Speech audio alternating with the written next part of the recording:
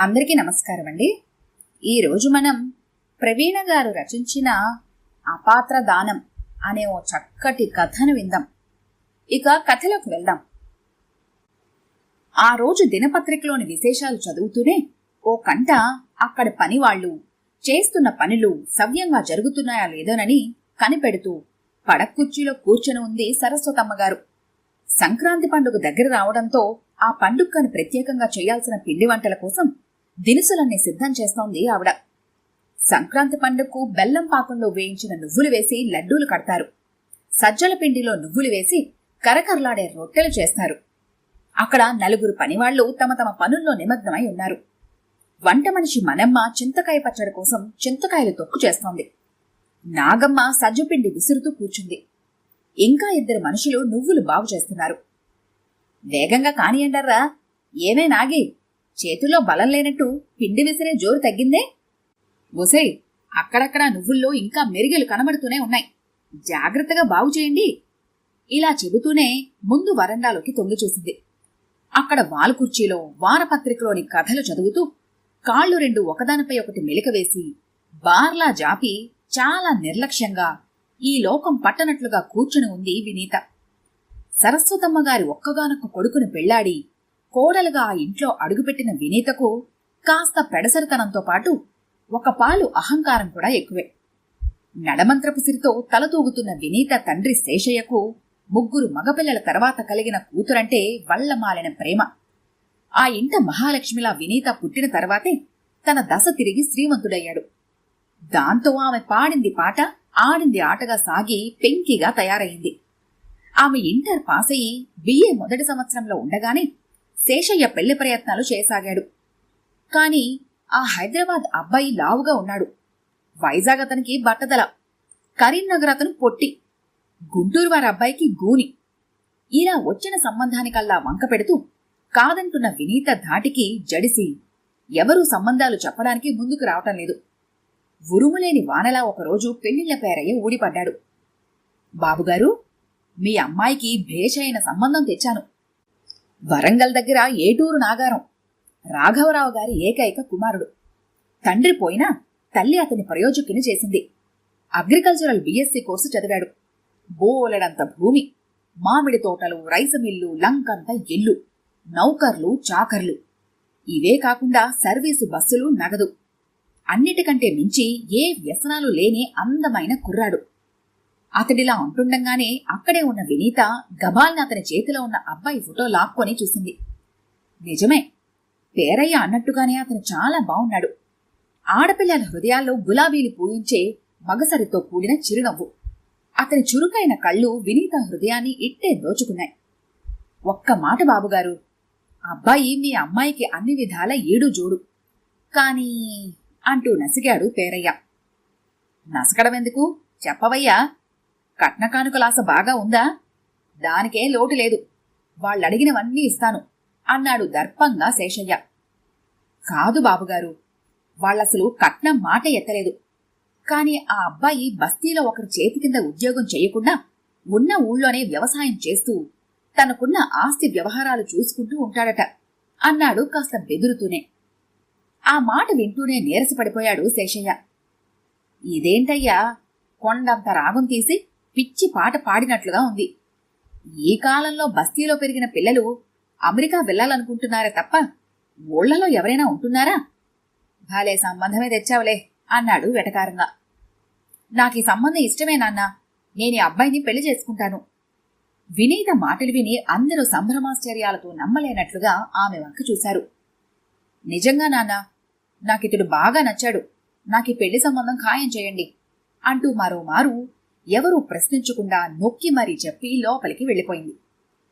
ఇక రాజు తలుచుకుంటే దెబ్బలకు కొదవేముంది అన్నట్లు శేషయ్య తన కూతురు పెళ్లి అంగరంగ వైభవంగా జరిపించి బోలెడంత కట్నం, లెక్కలేనన్ని కానుకలు, ఘనంగా చీరసారెలతో కూతుర్ని అత్తవారింటికి సాగనంపాడు.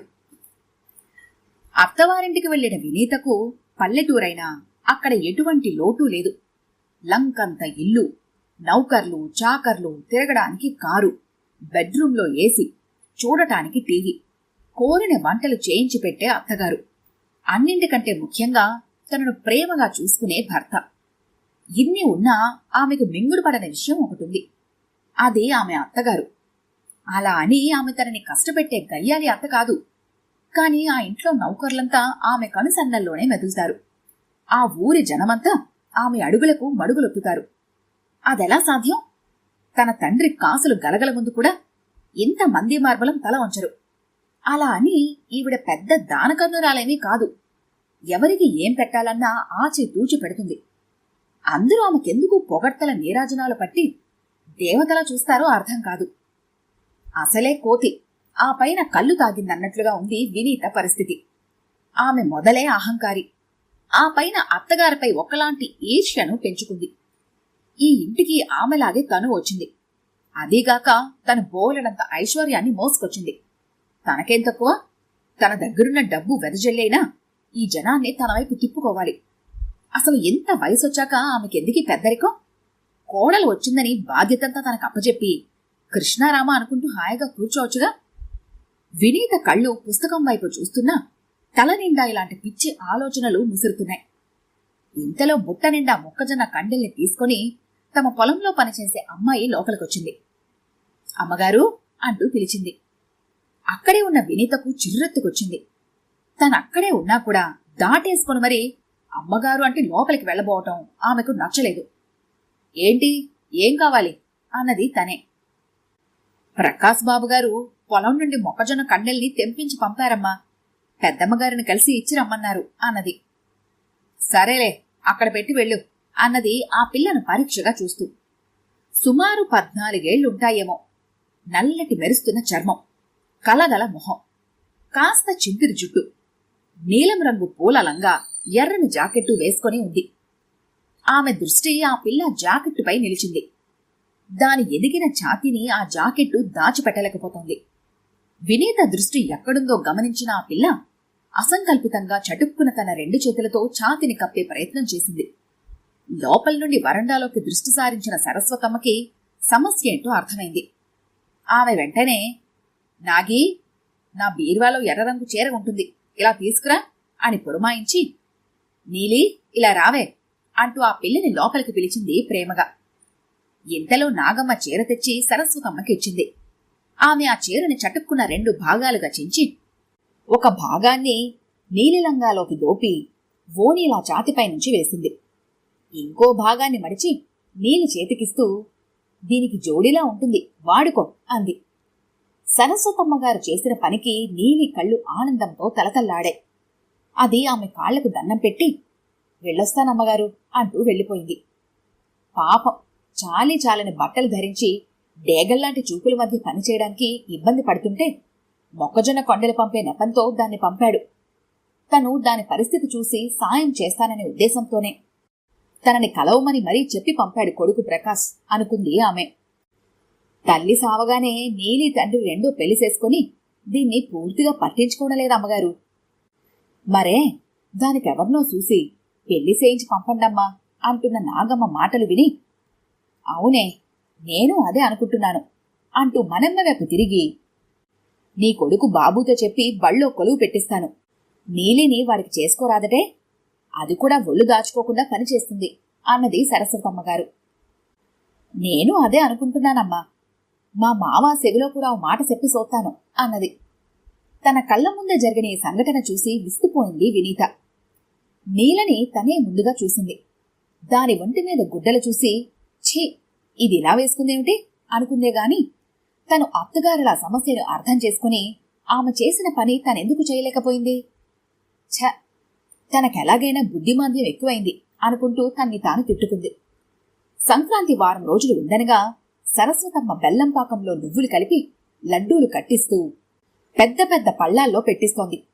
వినీత అక్కడే దివాన్పై కూర్చొని అత్తగారు కొనిచ్చిన పట్టుచరికి ఫాల్ కుట్టుకుంటోంది. ఇంతలో అక్కడికి వాళ్ల కారు డ్రైవరు మోతీలాల్ వచ్చి ఏదో అడగాలనుకున్నట్లుగా చేతులు నలుముకుంటూ నిలబడ్డాడు. ఏరా మోతీ, నీ పెళ్ళం ఎలా ఉంది అని అడిగింది సరస్వతమ్మ. బాగానే ఉందమ్మా. నా ఒక్కడి జీతం ఖర్చులకు సాలడం లేదమ్మా. అందుకే నా పెళ్ళాం జుంకికి కూడా మీకాడ ఏదైనా పనుంటే చూసి పెట్టండమ్మా అన్నాడు వాడు. దాని మొహం, అదేం పని చేస్తుందిరా? అయినా ఇప్పుడిక్కడ అది చేయగలిగే పనులేవీ లేవు గాని తర్వాత చూద్దాంలే అన్నది. అదంతా వింటున్న వినీత వెంటనే, మోతీలాల్, నా సొంత పనుల కోసం నాకొక మనిషి కావాలి. నీ భార్య ఖాళీగా ఉందన్నావు కదా, రేపట్నుంచి పనిలోకి పంపించు అన్నది. ఆమె మాటలు వింటూనే మోతీలాల్ కాస్త భయంగా సరస్వతమ్మ వైపు చూశాడు. ఆమె ముఖంలో చెక్కు చెదరని చిరునవ్వు ఉండటంతో అది ఆమోదముద్రే అన్నట్లుగా అనిపించి, సరేనమ్మగారు, రేపట్నుంచి దాని పనిలోకి పంపుతాను అని వెళ్ళిపోయాడు. అన్నట్లుగానే తెల్లవారి జుంకీని పనిలోకి పంపాడు వాడు. 4-5 రోజులు గడిచాక ఒకనాడు వినీత జుంకీ సహాయంతో తన బీరువా సర్దుకుంటోంది. ఆమె బీరువాలోని చీరలు చూసి జుంకీ కళ్ళు చెదిరిపోయాయి. వాటి వంక ఆశగా ఆబగా చూస్తూ, అమ్మగారు, నాకు పండక్కి ఓ పాత చీర చూసివ్వండమ్మా అన్నది. తన గొప్ప చూపించే తరుణం వచ్చిందని సంతోషిస్తూ, నువ్వింటికెళ్ళేటప్పుడు చెప్పి వెళ్ళు, ఒకటేం కర్మ 2 చీరలు తీసుకెళ్దువు గాని అన్నది వినీత. వినీతకు ఎప్పటి ఫ్యాషన్ ప్రకారం అప్పుడే మార్కెట్లోకి వచ్చిన కొత్త చీరలు కొంటూ కట్టుకోవడం ఇష్టం. 2 గాడిరంగు చీరలు, వాటితో పాటు పౌడర్ డబ్బా, కొన్ని గాజులు తీసిచ్చింది. ఇవన్నీ ఇచ్చినా కూడా అది వెళ్లకుండా తన డ్రెస్సింగ్ టేబుల్ వైపు చూస్తూ నిలబడింది. దానికి ఇంకా ఏం కావాలో అర్థం కాక అది చూస్తున్న వైపు దృష్టి సారించింది. అక్కడ తను వాడే సెంటు బాటిల్స్ ఉన్నాయి. ఓ, ఇదా సంగతి అనుకుంటూ వాటిల్లోంచి సగం సగం వాడేసిన సెంటు బాటిల్స్ 2 తీసి దాని చేతిలో పెట్టింది. అప్పుడది తృప్తి చెంది, దండాలమ్మా అంటూ వెళ్ళిపోయింది. ఆ తర్వాత అది మళ్లీ తన కంట పడలేదు. 2 రోజుల తర్వాత మోతీలాల్ని అడిగింది, జుంకీ పనిలోకి ఎందుకు రాలేదు అని. దానికి జ్వరం వచ్చి పడుకుందమ్మా, కోపపు చూపులతో పొడిపొడిగా చెప్పాడు వాడు. ఆమెకి వాడి ప్రవర్తన వింతగా తోచింది. ఆ తరువాత పండుగ రానే వచ్చింది. భోగి, సంక్రాంతి, కనుమ పండుగ, ఇలా 3 రోజులు ఘనంగా జరుపుకున్నారు. ఆ రోజు వినీత పుట్టింటి వారిని కూడా ఆహ్వానించారు. బస్తీ నుంచి వచ్చిన వాళ్లకు అందమైన గొబ్బెమ్మలను అమర్చిన రంగవల్లులతో నిండిన ఆ లోగిలి, సరస్వతమ్మ చేయించిన కమ్మని పిండి వంటలు, ఆమె అతిథి మర్యాదలు, అన్నింటికంటే ముఖ్యంగా కోడలిపై ఆమె చూపించే వాత్సల్యం వాళ్లకు బాగా నచ్చాయి.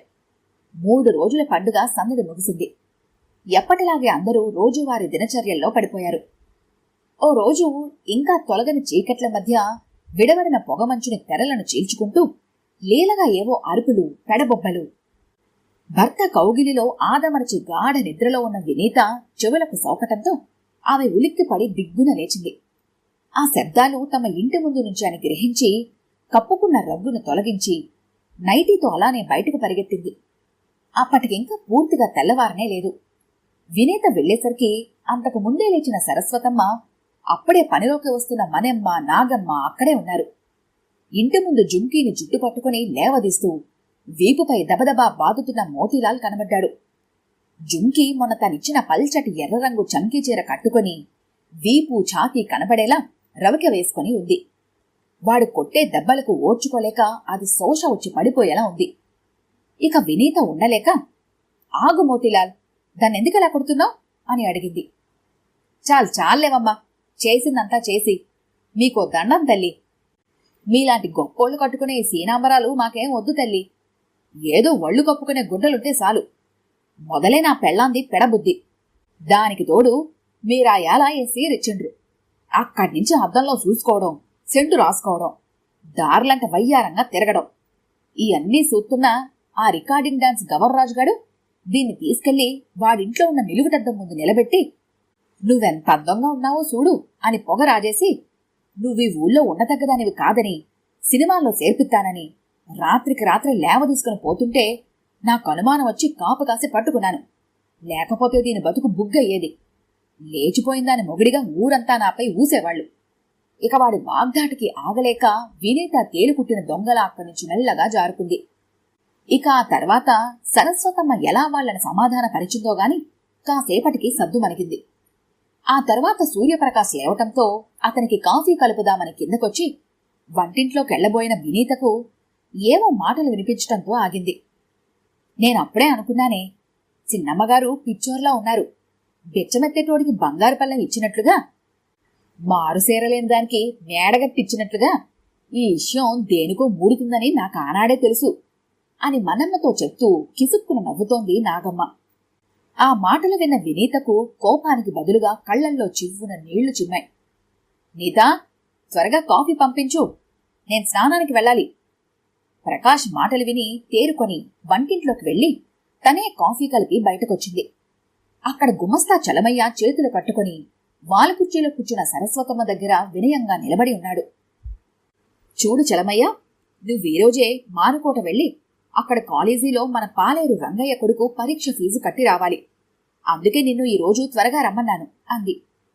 అలాగే అమ్మగారు, కాని ఆ ఫీజు డబ్బులు వాళ్లకే ఇచ్చేస్తే వాళ్లే వెళ్ళి కట్టుకుంటారుగా, మనకెందుకు అమ్మగారు ఈ శ్రమ అన్నాడు. వద్దు చలమయ్య, రంగయ్య ఫీజు కట్టలేని పరిస్థితిలో వాడి చదువు ఆగిపోయే పరిస్థితి రావడం వల్లనే ఒక మంచి విద్యార్థి భవిష్యత్తు చెడకుండా ఉండాలనే సదుద్దేశంతోనే నేనీ బాధ్యత తీసుకుని చదివిస్తున్నాను. నా దగ్గరేదో డబ్బు మూలుగుతోంది కదా అని వాళ్ల చేతికిస్తే తేరగా వచ్చిన ఆ డబ్బు చూసి వాళ్ల లేమిలో ఎన్నో అవసరాలు ముందు నిలబడతాయి. నేనిచ్చిన డబ్బు ఆ అవసరాలకు వాడుకుంటే నేను అపాత్రదానం చేసేదాన్ని అవుతాను. అపాత్రదానం అనర్థదాయకం చలమయ్య. అదే నేను టంచనగా ఏ ఏటికాయేడు ఫీజు కట్టి పుస్తకాలు కొనిస్తే వాడి చదువు నిరాటంకంగా పూర్తయి ప్రయోజకుడవుతాడు. అలాగే వాడికి అవసరమైన పుస్తకాలు కూడా కొనిచ్చి రసీదులు భద్రంగా పట్టుకురా అని అతని చేతిలో డబ్బుంచింది సరస్వతమ్మ. ఒళ్లంతా చెవులు చేసుకుని ఆ మాటలు వింటూ కాఫీ కప్పు తీసుకుని మేడపైకి వెళ్ళింది వినీత. ఆ రోజు రథసప్తమి.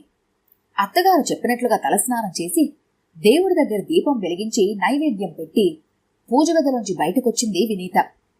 కొడుక్కి వడ్డిస్తున్న సరస్వతమ్మ కోడల్ని దగ్గరకు పిలిచింది. చూడమ్మా, ఈరోజు రథసప్తమి, చాలా మంచి రోజు. అందుకే ఇక్కడి నుంచి ఈ ఇంటి బాధ్యత నీకు అప్పగిస్తున్నాను అంటూ తాళం చెవుల గుత్తి ఆమె చేతిలో ఉంచి, నాకు ఏళ్లు మీద పడ్డాయి, ఇకనైనా ఈ బాధ్యతల నుండి వైదొలిగి కృష్ణారామ అనుకుంటూ హాయిగా ఉండాలి అనుకుంటున్నాను అన్నది. ఆ మాటలు వింటూనే ఉలిక్కిపడి వినీత, అత్తయ్య, అపాత్రదానం అనర్థ హేతువు. మీలాంటి అనుభవజ్ఞుల చేతి కింద ఓ 10 ఏళ్లైనా ఉండి పాఠాలు నేర్చుకుంటేగాని మీరప్పగించే ఈ బాధ్యతకి అర్హురాల్ని కాను అంటూ ఆ తాళం చెవుల గుత్తిని సరస్వతమ్మగారి చెంగికి ముడివేసింది వినీత. ఈ కథ కనుక మీకు నచ్చినట్లయితే లైక్ చేయండి, షేర్ చేయండి. మరిన్ని ఇంట్రెస్టింగ్ కథల కోసం మా ఛానల్ని తప్పకుండా సబ్స్క్రైబ్ చేసుకోండి.